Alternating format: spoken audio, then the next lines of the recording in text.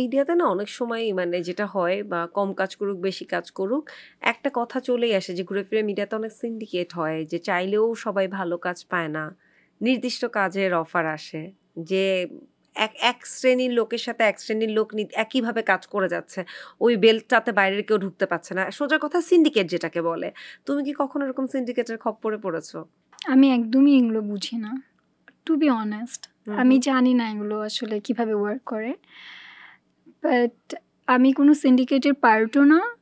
আমি কোনো সিন্ডিকেট কিভাবে ওয়ার্ক করে সেটাও জানি না। আমাকে যেভাবে যারা কাজ ধরেন অফার করছে, 10টা কাজ আসছে, তার মধ্যে থেকে আমি হয়তো একটা কাজ করছি। সো আমি এভাবেই কাজ করি, যেহেতু আমার অনেক কাজ করা হয় না। হুম। সো আমি আসলে এত খুব বেশি নলেজ রাখি না সিন্ডিকেটের ব্যাপারে।